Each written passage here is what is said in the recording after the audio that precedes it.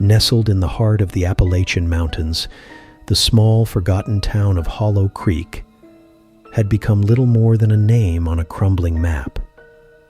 Time had swallowed the town whole, leaving behind a few broken buildings, overgrown paths, and stories whispered only by the wind.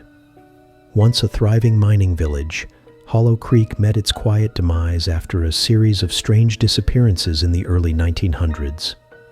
Locals who dared to speak of it often did so with a shiver, muttering curses and warnings never to wander near the creek that gave the town its name. People said the water ran black at night.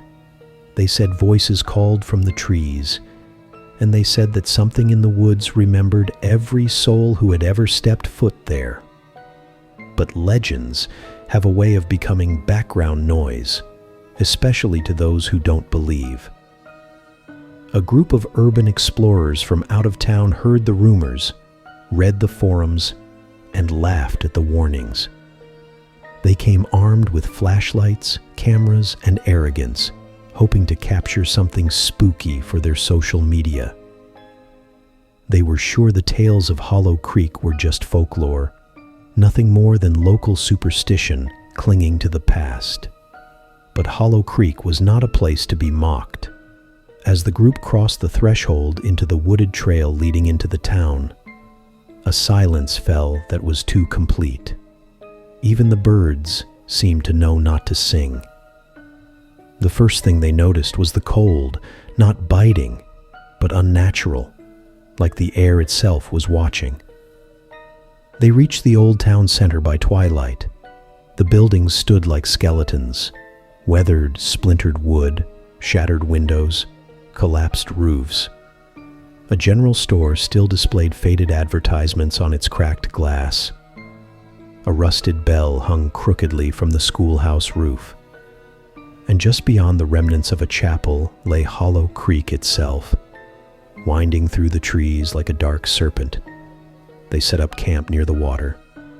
That night, none of them truly slept. The first sound came just after midnight, a low, wet whisper, like someone speaking underwater. It echoed across the trees, drifting in and out of hearing. Then came footsteps. Not animals, not people, something in between. Heavy but too fast, too erratic. One of them screamed, another followed. But when they turned their flashlights on, there was nothing. Just the trees, the creek, and shadows that moved too deliberately to be wind. The explorers tried to convince themselves it was all in their heads. They blamed the dark, the stories, the isolation. But inside, each of them began to feel it. A pressure on the chest, a creeping weight at the edge of thought, a sensation of being watched from all angles. Something old and angry lived here, and it knew they were trespassing. By the next day, one of them was missing. His shoes remained, set neatly outside his tent. His camera, still recording, captured the moment it happened. A whispering chorus, growing louder, then silence. The flap of his tent rising without touch. Then nothing. Panic set in. They searched, screamed his name, followed the creek for miles. But the woods twisted on themselves. Paths led back to the same place. Compass needles spun wildly. Even the sky seemed to dim. Technology failed. Phones drained. Watches stopped. They decided to leave. But Hollow Creek didn't let them. The way out was gone, replaced by more woods, more fog, more silence. They walked for hours, maybe days. Time had lost meaning. Hunger didn't matter anymore. Neither did thirst. Only fear remained. And the whispers. One by one, they vanished. Always at night. Always without a sound of struggle. Just gone. The last explorer left a journal. It was found decades later by a rescue team searching for a missing hiker. One who was never recovered. The journal's pages were brittle, stained with something black. The handwriting grew more frantic with each entry. Words began to blur. Symbols appeared. Strange sketches of faces with no eyes, of the creek with hands rising from it, of trees with mouths open in screams. The final entry read only one sentence: "They never left. They never died. They wait for voices to call again." And so Hollow Creek remains, silent, abandoned, alive. Those who dare step into its shadows never walk out the same, if they walk out at all. Some say the water holds the souls of those taken. Others believe the town itself is cursed ground, a place where reality bends and time folds. But all who have heard the tale agree on one thing: there are places in this world that remember, places that feed. And Hollow Creek is always hungry. Even now, hikers report strange sounds in that part of the Appalachians. Whispering breezes with voices in them, faces seen briefly in running water, footprints that appear behind them in the mud. And sometimes, very rarely, cameras are found, abandoned and cracked, still recording long after they should have died. Each time someone finds one, it starts the same way: laughter, jokes, curious exploration, then static, then darkness, and always, always the creek. People still disappear around Hollow Creek. Rangers chalk it up to accidents, to wild animals, to people simply getting lost. But the locals know better. They say the land is marked, that the earth there swallowed something terrible long ago, and now it can't help but pull others down with it. It's said that on moonless nights, if you stand by the edge of the creek and close your eyes, you can hear the last words of those who were taken. They don't scream, they don't beg, they whisper, and they always say the same thing: run. But by then, it's far too late, because in Hollow Creek, no one runs fast enough, no one hides well enough, no one escapes. And the deeper you go, the less of you there is to bring back. Some say the town is waking up again, that the activity is increasing, that whatever darkness lies beneath the surface is beginning to stir after decades of silence. Paranormal investigators disappear, drones crash, compass needles spin like wild eyes, old maps shift, and stories return, darker than before. The creek is rising, the voices are growing louder, and the shadows are reaching farther than ever. So if you ever find yourself on an old trail in the mountains, and the trees start to thin, and you see a stream running black in the moonlight, turn around. Don't stop to take a photo. Don't drink from the water.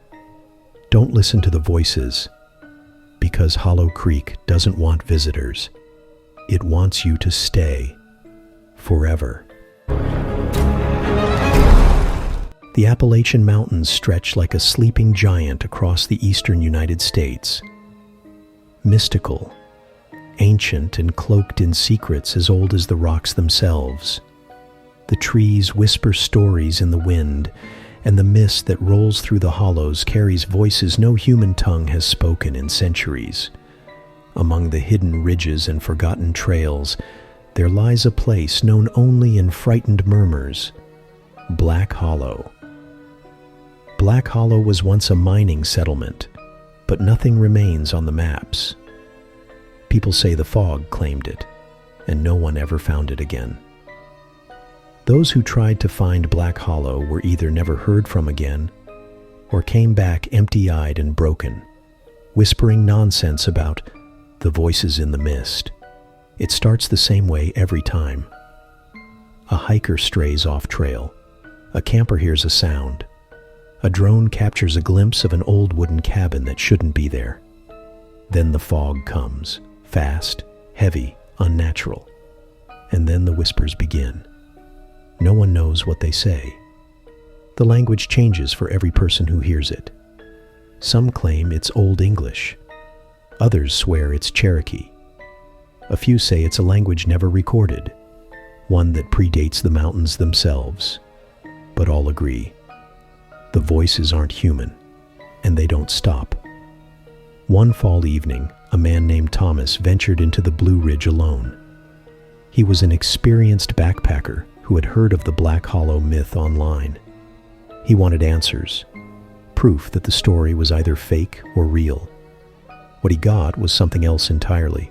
His first night was calm. Too calm. No wind, no owls, no rustling, just stillness. He noted it in his journal. No animal sounds. Feels staged. The next morning, he woke to a strange symbol drawn in the frost on his tent. Circular, layered, almost like a maze. He thought it was a prank. But by nightfall, the fog arrived. It came in rolling waves. Not natural mist that gathers with moisture and cold. This fog moved like it had weight, intention. It hugged the ground and climbed the trees.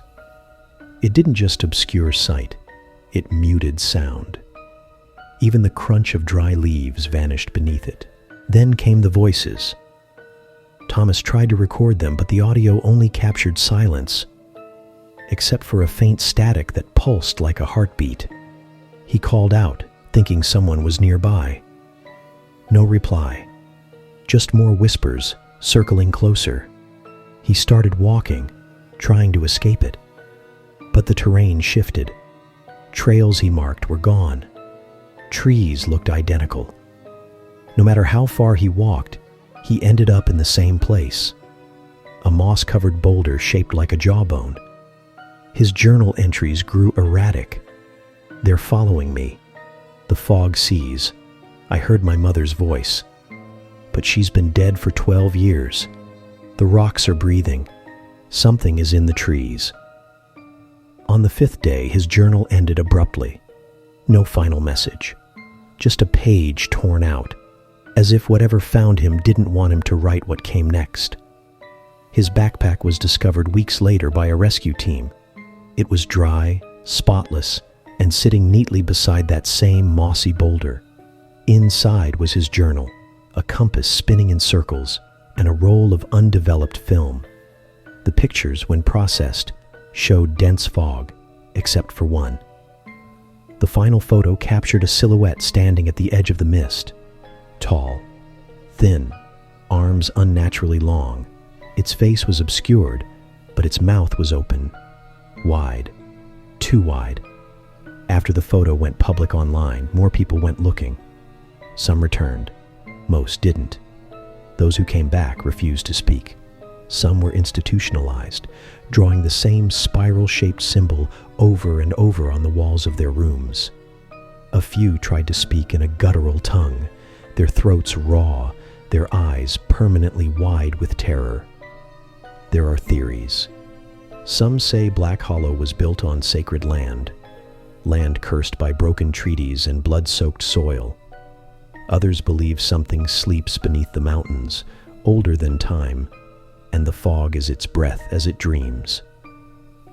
A few whisper that the voices are echoes of a forgotten people who were swallowed by the earth, and now call out, needing others to join them in the silence below. But one thing is certain, the fog is not just weather, it chooses. And once it wraps itself around you, you're never alone again. A woman in Tennessee once reported waking to fog inside her bedroom. Her windows were closed, her door locked, but her room was filled with thick white mist, and in it she heard her father's voice. He had passed 10 years earlier. She followed it to her hallway, down her stairs, and out the front door barefoot. She was never seen again. The only clue she left was a voicemail she sent to herself. 5 seconds of breathing, then a whisper. They found me. The whispers from the Appalachian Fog have only grown louder in recent years. Satellite images show strange anomalies in certain regions, dense white splotches that cameras can't penetrate. Wildlife migration patterns have changed. Drones vanish within minutes of entering the zone. And occasionally, search and rescue teams discover artifacts that should not exist. Victorian shoes buried under tree roots, dolls made of bark and hair, and bones etched with spiral patterns. Old-timers say the mountains remember. They say every trail is a vein, every ridge a spine. And deep within, a heart still beats, slow and steady, feeding the fog, guiding it, waiting for the next soul to drift too far. Those who live near the edges of the mist say they've seen it move against the wind. They say it forms faces. And they say that sometimes, just sometimes, it speaks clearly. A child's voice crying for help, a lover calling your name, a preacher reciting a prayer that's older than God. But if you hear the voices, don't answer, because they're not calling you, they're calling through you. And once the fog knows your name, it never forgets it. So now, if you ever find yourself hiking the Appalachians and you notice the air grow still, the light dim, and a strange mist creeping between the trees, turn back. Don't listen. Don't speak. And whatever you do, don't breathe it in. Because once the whispers find you, there's no going back. You won't remember the way out. You won't feel the cold. You won't even feel afraid anymore, because you'll belong to the fog, just like all the others. They call it the Mother Road. Route 66, the legendary highway that once stretched from Chicago to Santa Monica, has been the backdrop for stories of adventure, freedom, and Americana for nearly a century. But beneath the chrome nostalgia and faded postcards lies something darker, something old, something that moves with the wind, hidden in the cracks of forgotten pavement. Some say there's a stretch of Route 66 in Arizona where time folds in on itself. Others claim they've seen ghostly hitchhikers walking alone under the blazing desert sun, only to vanish into thin air. But one story has outlasted them all, the legend of the ghost of Route 66. It starts in the 1950s with a couple driving cross-country on their honeymoon. They were last seen checking into a roadside motel near Amboy. They never checked out. Their car was found abandoned on the shoulder, engine cold, doors locked from the inside, no sign of a struggle. The only thing left behind was a Polaroid photograph sitting on the front seat. The image was blurry, but one detail stood out clearly. A figure standing in the middle of the road behind the car, pale, expressionless, eyes pitch black. It happened again in 1967. A trucker swerved violently near Gallup, New Mexico, claiming a woman in a long white dress had stepped directly into his path. He slammed on the brakes, but there was no one there. When he checked his dash cam, an early prototype provided by his company, he saw the woman too, standing, still, watching. But her face was different in every frame, as if shifting mid-expression, as if the camera caught something the human eye wasn't meant to see. Over the decades, the sightings grew. Always the same figure, always along the same stretch, between mile markers 239 and 252. Locals call it the dead curve. Others simply avoid that part of the road altogether. But curiosity is a powerful thing. In 2003, a group of paranormal investigators set out to document the phenomenon. They called themselves Spirit Trace and specialized in haunted American highways. They never made it home. Their last known location was a cheap gas station off Route 66. Security footage shows them laughing, grabbing snacks, fueling up. One of them, Kyle, pointed toward the distant road and said, "Let's go meet her." That night, all three vanished. Their van was later found 20 miles off course, headlights on, doors wide open. No blood, no signs of struggle, just 3 sets of footprints that stopped abruptly on the asphalt. But the dash cam had been recording. For 15 minutes, it captured their journey through the black desert night. Then came static. A figure appeared at the edge of the road. White dress, long hair, no face. The van stopped. A voice, shrill and distorted, could be faintly heard. "Help me." Then nothing. The camera cut out. They were never seen again.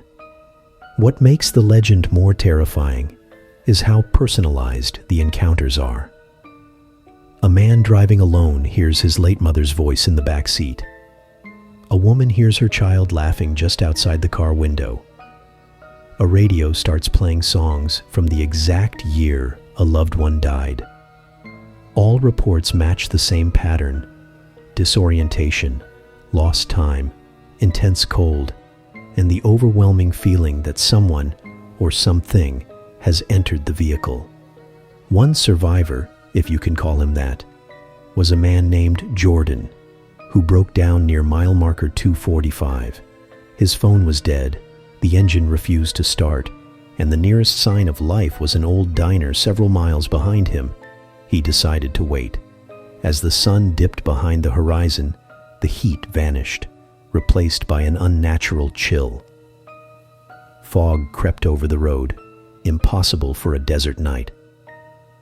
Then came the knocking, from the trunk, faint, repetitive, tap, tap, tap. He ran. When he returned with help the next morning, the car was gone. Only tire tracks remained, ending in the center of the road, with no direction forward or back. When police reviewed traffic cams from nearby towns, his vehicle never appeared again. Jordan spent the next year in a psychiatric facility. He drew the same image every day: a long road, a figure in white at the center, her face scratched out violently with red ink. He never spoke about what happened. Not until one night he whispered to a nurse, "She only comes when you're alone, when you miss someone. She wears their face, but underneath there's nothing." No one knows who or what the ghost truly is. Some believe she was a young woman who died in a hit and run in the 1930s, her body never found. Others think she's older, something that predates the highway, something ancient and tied to the land. A few claim she's not a ghost at all, but a manifestation of grief, feeding off loss, loneliness, and sorrow that lingers on the open road. Whatever the truth, one thing is certain: Route 66 doesn't forget. It remembers every soul who ever disappeared along its path, and it calls to others, those wandering, broken, looking for meaning in mile markers and motel lights. People who think they can outrun the past by driving straight into the horizon. But the road has its own memory. And sometimes the road talks back. It starts with a song on the radio you haven't heard in years. Then comes the cold. Then a figure in the rearview mirror. She walks calmly, deliberately. No matter how fast you drive, she keeps up. You'll blink. She'll vanish. Then she'll be in the passenger seat, whispering a name only you remember. If you speak to her, she stays. If you touch her, you vanish. And if you try to leave, she follows. Always. Even off the highway. Even home. Some who've survived their encounter report strange things afterward. Mirrors fogging without reason, voices in white noise, GPS systems guiding them back toward Route 66, even when driving elsewhere. A few went missing again years later, last seen saying things like, "She called me back," or "I have to finish the journey." And some say you can still hear the voices of the lost on quiet nights, echoing from radios that aren't turned on, calling from motels that haven't had guests in decades. The air around that part of Route 66 feels heavier, like it's watching, waiting. The next time you're driving the old highway and the road stretches out lonely before you, pay attention. Check your mirrors. Watch the fog. And if you see someone on the side of the road, Don't stop. Don't look at her face. Don't roll down the window. And above all, don't listen to what she says. Because the ghost of Route 66 isn't looking for a ride. She's looking for you. And that was the chilling tale of the ghost of Route 66. If you ever find yourself driving down a lonely stretch of highway with the radio playing songs from your past and a sudden chill creeping up your spine, maybe it's not just the wind. Maybe she's closer than you think. If you enjoyed this story, don't forget to like, share, and subscribe for more real and fictional horror from haunted roads, forgotten towns, and places better left unexplored. Got your own strange story or creepy road trip experience? Drop it in the comments below. You might just hear it in the next episode. Until next time, keep your headlights on, your doors locked, and never pick up strangers. Because some passengers never leave. Where every mile has a memory, and some memories never die.